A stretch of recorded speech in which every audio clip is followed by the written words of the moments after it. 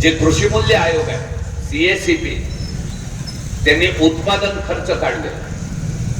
जर 40 टन सरासरी उत्पादन असेल तर शेतकऱ्याचा 1 टनाचा उत्पादन खर्च, सर्वंकष उत्पादन खर्च 2680 रुपये त्या ठिकाणी सांगितले.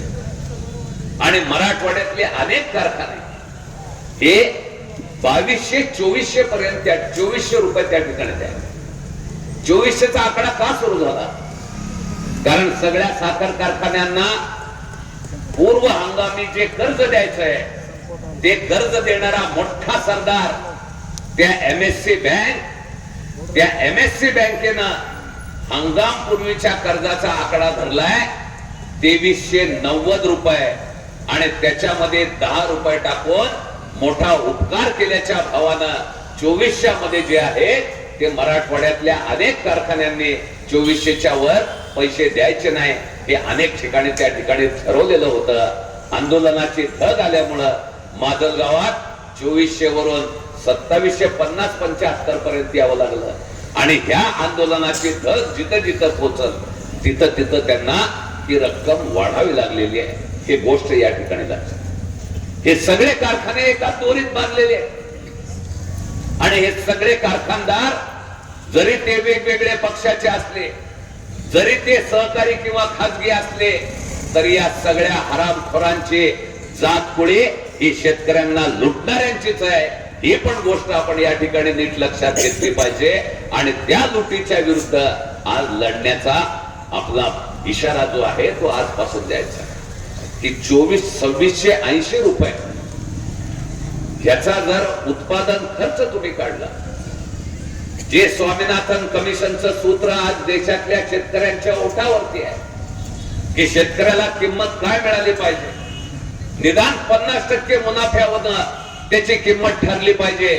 2680च्या हिशोबानं जर या ठिकाणी तुम्ही त्याची 1.5 पटीनं किंमत काढली तर 4020 रुपये त्या ठिकाणी होतात. एवढा किमान भाव जे आहे या महाराष्ट्रामध्ये शेतकऱ्याला मिळाला पाहिजे, हा आकडा त्या ठिकाणचा आहे.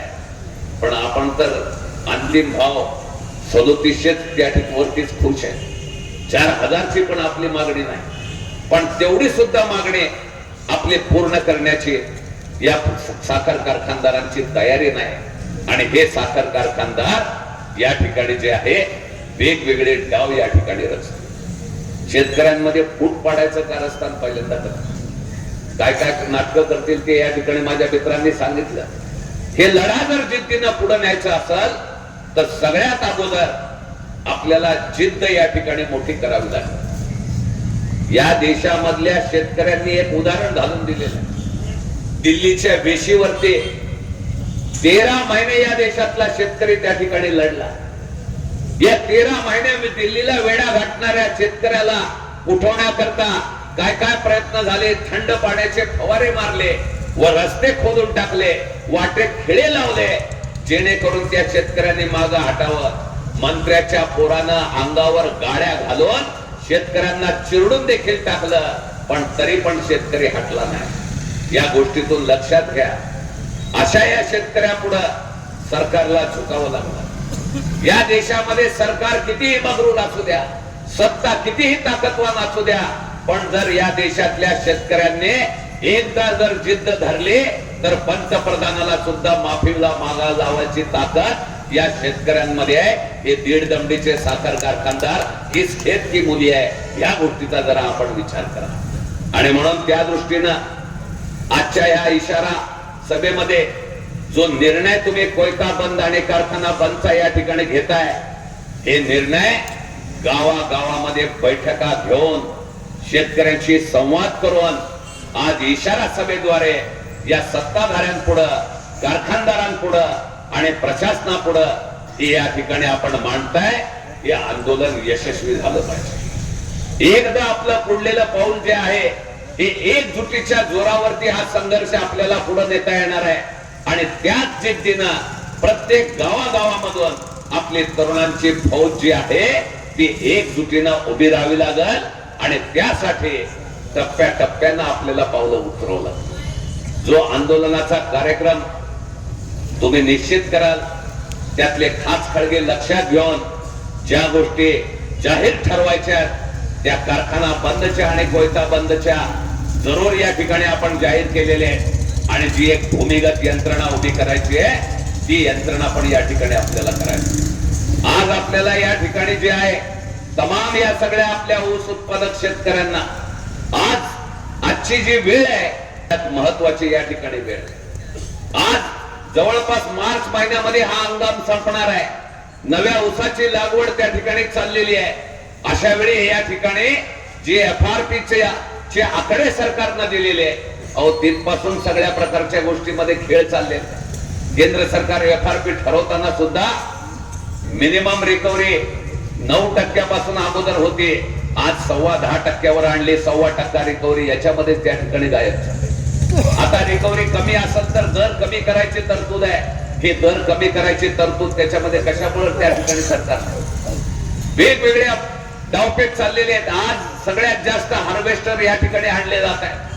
हार्वेस्टर मधून ऊस तोडायचं काम त्या ठिकाणी होत आणि या हार्वेस्टर मधून 5% वजावट म्हणून 4.5 टनाचं बिल 100 टनाला आपलं कापलं जाणार आहे। 100 टनाचा ऊस घातला त्याच्यामध्ये 5% वजावट म्हणून 4.5 टन कोणाला विचारून हे सरकारनं निर्णय घेतलेला आहे। सरकारनं त्याच्याबद्दल परिपत्रक जारी केलेलं आहे आणि हे 4.5 टन त्याच्यामध्ये 4.5% पाचट त्याच्यामध्ये आहे।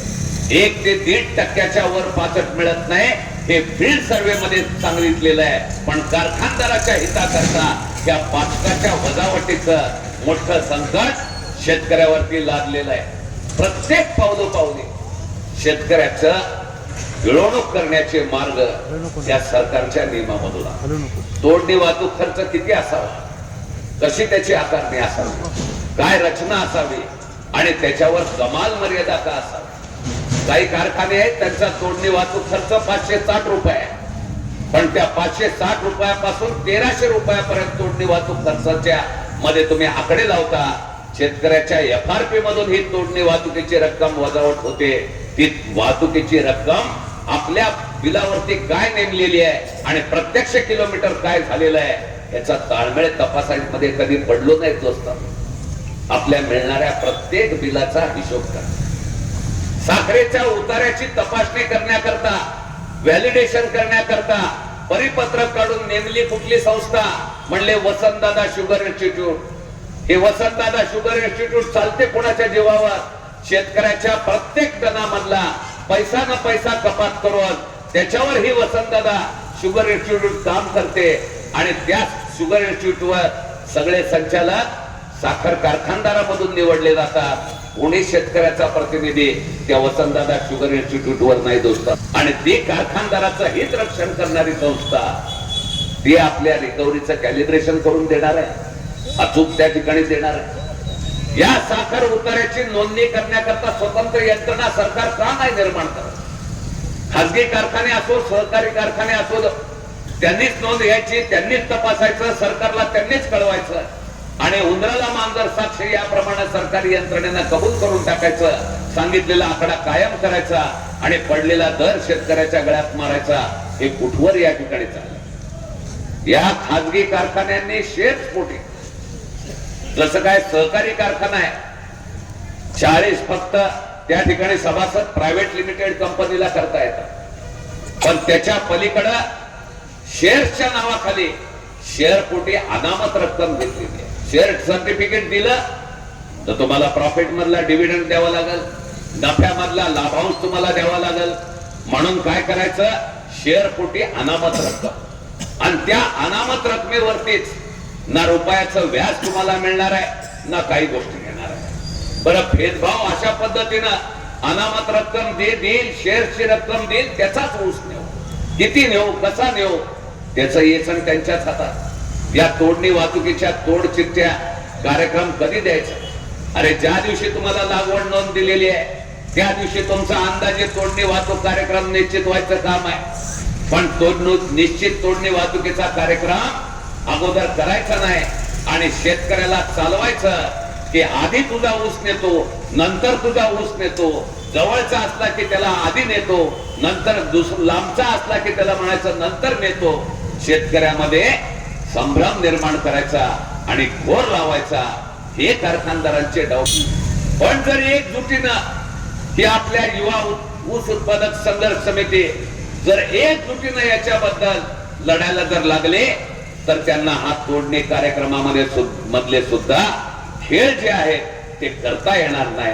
पावली ह्या गोष्टी आपल्याला करता येतात. या सगळ्या शेतकऱ्याच्या पिळवणुकीमध्ये एक मूलभूत बदल करायची वेळ आली, कार्यप्रणालीत एक बदल करायची वेळ आली.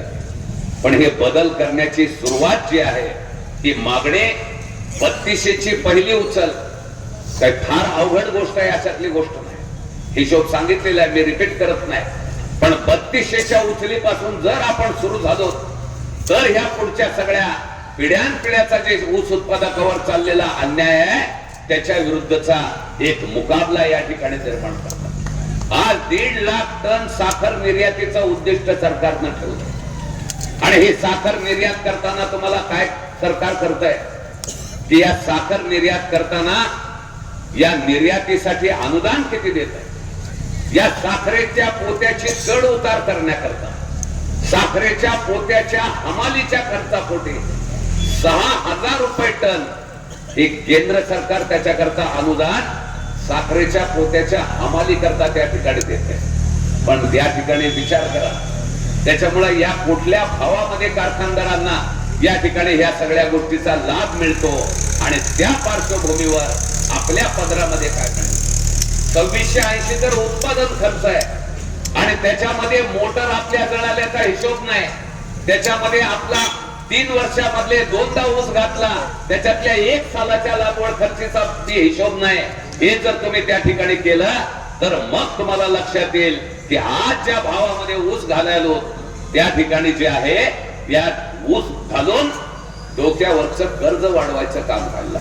आणि म्हणून 3200ची जी मागणी केलेली आहे आणि पुढची जे 3600चे फायनल बिल मागितलेलं आहे त्यासाठीचा हा लढा निश्चितपणानं माजलगावच्या शेजारी असलेल्या गोदाकाठच्या आपल्या या अंबड घानसंगवे या ऊसानं समृद्ध असलेल्या भागामधला हे लढा फक्त मराठवाड्याला नाही तर संपूर्ण महाराष्ट्राला एक झणझणीत अंजन घालणारा लढा झाला पाहिजे. त्या जिद्दीनं त्या एकजुटीनं आपण सगळ्या युवकांनी याच्यामध्ये भागीदारी करावी. या संघर्षामध्ये आपण ज्या ज्या पिढी हात द्याल तुमच्याला खांद्याला खांदा लावून तुमच्या या लढ्यामध्ये सोबत मी नक्की असेल एवढं आश्वासन करून माझे 2 शब्द संपवतो. धन्यवाद. धन्यवाद डॉक्टर साहेब. आता एक शेवटच्या अध्यक्षीय समारोप आहे, फक्त 5च मिनिटं वेळ घेतील.